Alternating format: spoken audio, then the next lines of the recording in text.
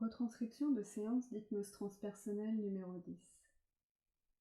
Voyage dans l'univers accompagné de son guide.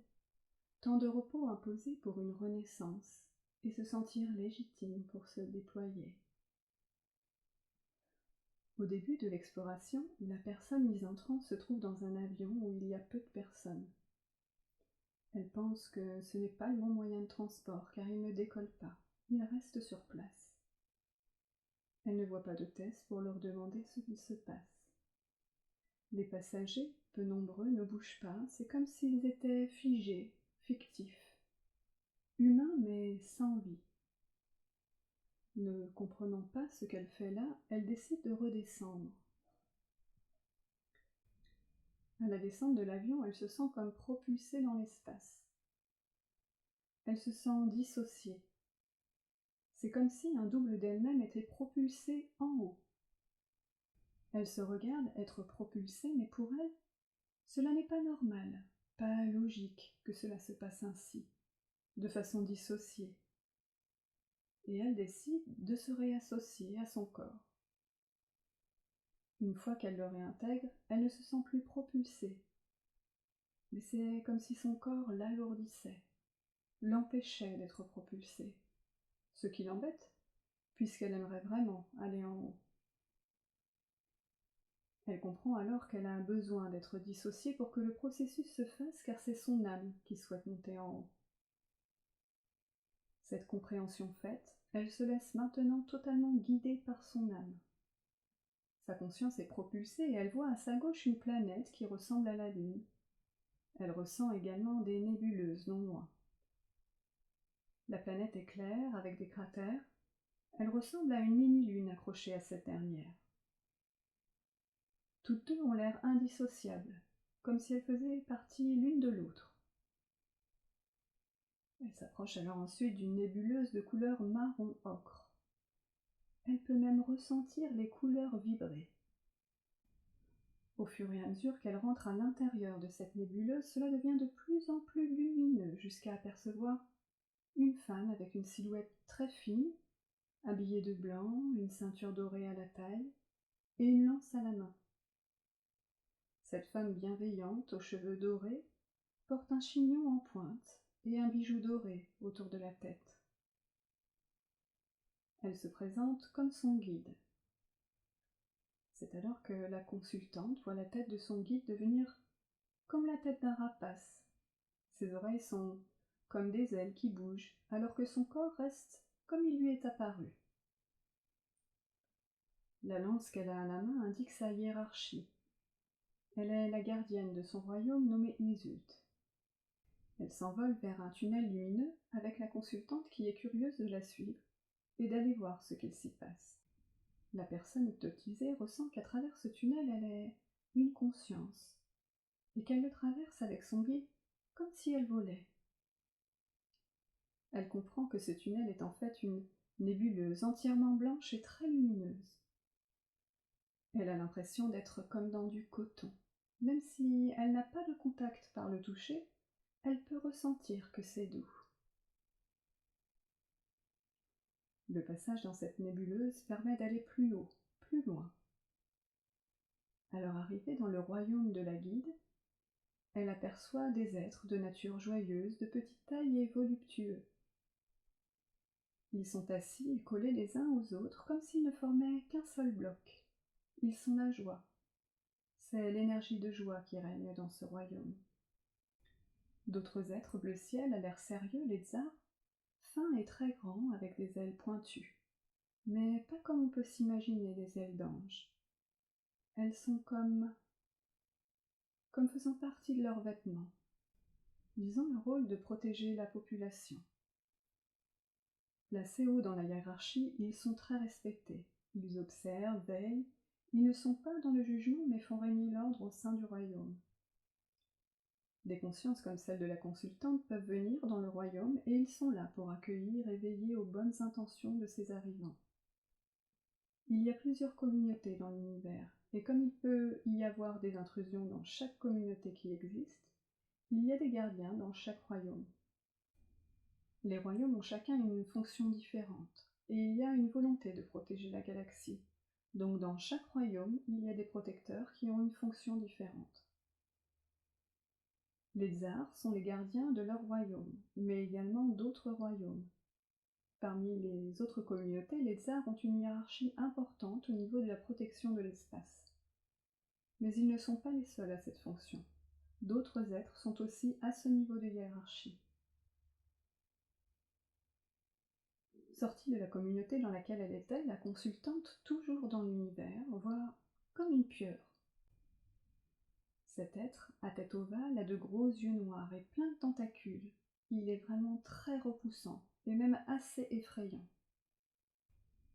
De son envergure immense, la pieuvre fait barrage à la consultante. Lorsque je souhaite lui parler, elle rigole et est moqueuse, ne souhaitant pas répondre à mes questions. Alors nous nous sommes amusés toutes les deux. Elle me dit qu'elle ne souhaite pas que la consultante aille plus loin parce que si elle passait, elle reviendrait avec trop de connaissances de ce qu'il se passe là-haut, des différentes galaxies, et elle n'a aucunement l'intention de la laisser évoluer. Cela ferait trop de lumière pour la Terre. La pieuvre ne souhaite pas que des consciences ramènent de telles connaissances sur la Terre. Il ne faut pas qu'il y ait trop de lumière. La pieuvre est l'ombre. Nous faisons appel à toutes les énergies dont c'est la fonction pour nous aider à ce que cette pieuvre ne barre plus le chemin, ni de la consultante, ni de ceux qui emprunteraient ce même chemin pour avoir accès aux connaissances dont ils ont besoin. Elle ressent être accompagnée jusqu'à voir le sommet d'une montagne. Derrière celle-ci se trouve un être puissant, blanc et doré. Elle précise, c'est très haut là-haut. Elle n'ose pas s'approcher de lui car son énergie est beaucoup trop puissante et ce n'est pas à lui de baisser ses vibrations. Il ne le pourrait pas de toute façon. Il lui dit qu'elle est la bienvenue, qu'elle peut s'approcher de lui, mais il faut qu'elle se l'autorise car elle ne se sent pas légitime d'aller si haut. Elle doit enlever ses barrières et s'autoriser à accéder à cette puissance. Elle ressent des chaînes autour de son corps et se sent comme prisonnière. À l'aide de mon accompagnement, et alors qu'une grande émotion arrive, elle fait sauter les maillons, un par un, pour ressentir ce sentiment de liberté s'installer dans tout son corps. Elle se voit blanche avec des ailes. Elle doit maintenant prendre conscience de ce qu'elle est. Et elle est surprise d'entendre qu'elle est un être de lumière. « Je ne peux pas être un être de lumière, me dit-elle. » Une fois la libération terminée et maintenant totalement libérée de ses chaînes, elle se sent être un être de lumière déployé, et elle peut ressentir une énergie masculine présente à ses côtés. Elle veille, c'est un gardien, c'est sa capacité à entendre des autres. C'est comme si j'écoutais avec le cœur et je ressens profondément à l'intérieur de moi ce que les autres ressentent, peut-elle me décrire maintenant. Et elle continue. Les liens énergétiques de cœur à cœur me permettent de ressentir et de comprendre les autres. Maintenant, des chaînes intérieures, des croyances limitantes comme celle de ne pas avoir la capacité de réussir, d'être toujours moins bien que les autres, de se mettre de côté comme si ce qu'elle disait n'était pas important et était sans valeur. Et également le sentiment de sacrifice, sont libérés, enlevés et remplacés par le fait d'avoir confiance en ses capacités. Qu'elle est tout à fait légitime à avoir accès à ses capacités car chacun de nous est légitime à avoir des capacités, et également complétée par la foi, la joie et la légèreté. Un nettoyage se fait également en même temps par la femme rapace, l'énergie masculine qui l'a aidée à se déployer, ainsi que l'être puissant et lumineux présent sur cette montagne, et qu'elle nomme cette fois la source. Ces trois énergies ajoutent à ce qui a été fait de la confiance et encore plus d'amour pour pouvoir en transmettre davantage. Alors qu'un grand faisceau de lumière se met sur son cœur, elle ressent une grande émotion. Ces trois êtres décident de répondre aux différentes questions qui ont amené la consultante à faire cette séance d'hypnose transpersonnelle. Et je demande pour commencer des conseils sur son activité professionnelle, car elle a l'impression de ne pas avancer. Ils nous apprennent que la fatigue physique et mentale dans laquelle elle se sent depuis quelque temps va lui permettre de renaître. C'est un temps de repos obligatoire. Ce n'est pas elle qui l'a choisi, car elle n'est pas capable de s'accorder des temps de repos d'elle-même. Après cela, elle aura comme débroussaillé un champ. Il faut tout couper pour laisser entrer la lumière et faire en sorte qu'il y ait des nouvelles pousses pour remplacer les pousses mortes. Cette coupure va permettre de nettoyer le flot de questionnement. C'est tout mettre à plat. Ce temps est nécessaire pour repartir vers quelque chose de nouveau. C'est aussi pour cela, ce temps de repos, qu'elle a attrapé le Covid. La coupure véritable se fera en changeant d'air. Le contact avec la nature et des moments de pause, de réflexion sur elle-même vont lui permettre cette renaissance. La nature est importante pour elle, mais pour l'instant, aucun déménagement n'est prévu. Elle peut néanmoins organiser des week-ends et des temps de pause plus réguliers pour lui permettre de se ressourcer, afin d'avoir un parfait équilibre. Elle entend qu'elle doit se reconnecter à son âme pour savoir qui elle est, ce qui est d'ailleurs fait à ce moment-là de la séance. Ces reconnexions doivent se faire à travers la nature, c'est sa reconnexion première. Elle doit se ressourcer dans la nature au moins une fois par semaine, peu importe le lieu tant qu'elle est en connexion avec les éléments, elle n'a pas besoin d'aller plus loin. Elle ne doit surtout pas laisser tomber son activité professionnelle. Elle doit faire grandir sa foi et elle doit croire en ce qu'elle fait. Elle devra travailler sa foi au quotidien, en se connectant à eux plus souvent. Elle n'est pas à l'écoute, elle ne s'octroie pas le temps nécessaire pour être à l'écoute. Et il faut faire des pauses, des méditations.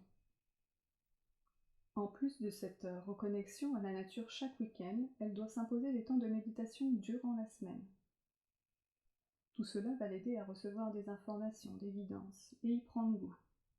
Elle aura envie de faire de la méditation, car elle verra qu'elle reçoit des messages pendant celle-ci. Cela fera un cercle vertueux. Pour être sûre de ce qu'elle reçoit, elle doit être connectée à son cœur. Ce sont les premières choses qu'elle ressent, les premières choses qui lui viennent à l'esprit. Elle ne pourra pas tout de suite communiquer avec ses guides. La méditation pourra l'aider à développer ses capacités. C'est une forme de méditation en connexion avec la nature qui fonctionnera le mieux pour elle.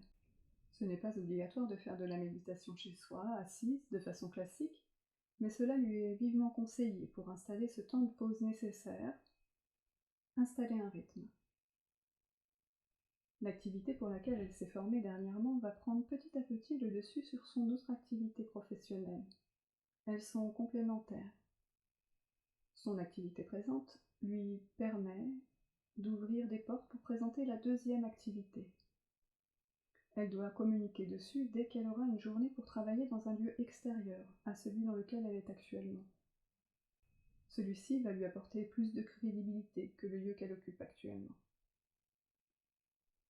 Elle devra communiquer dessus par tous les moyens possibles. Elle doit déjà mettre des choses en place pour apporter de la crédibilité à cette nouvelle activité. Comme elle se met des barrières sur le tarif qu'elle veut pratiquer pour celle-ci, il lui est expliqué que c'est le tarif juste et qu'il pourrait même être augmenté, car cette pratique a une valeur qui est plus importante que le prix. Cette valeur contribue à éveiller, à ouvrir même les personnes qui ne sont pas réceptives, qui n'ont pas ces croyances par rapport à la spiritualité. Et cela a une valeur encore plus importante justement parce que, pour ces personnes qui n'ont pas cette ouverture d'esprit, faire ce genre de séance, c'est comme un électrochoc.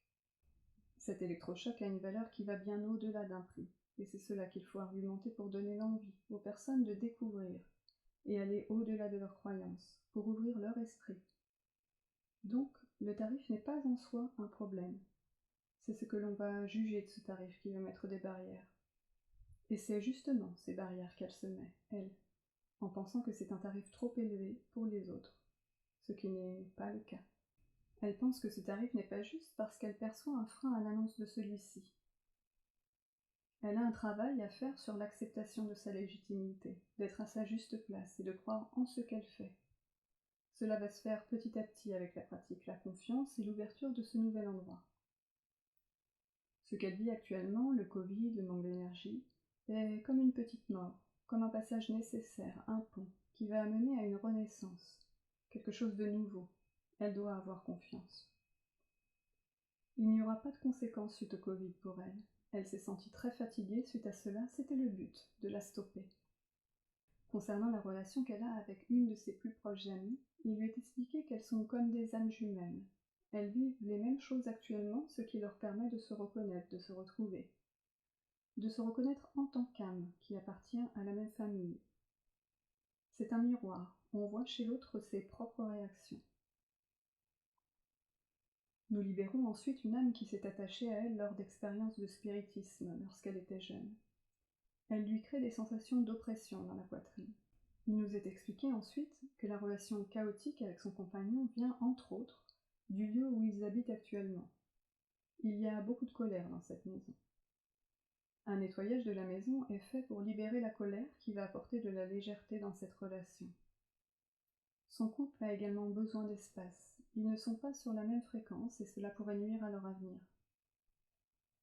Il faudra du temps pour réparer ce qui est fissuré. Elle doit, en attendant, se protéger des attitudes et des mots de son compagnon. Il faut qu'elle continue à avancer dans sa direction quoi qu'il arrive.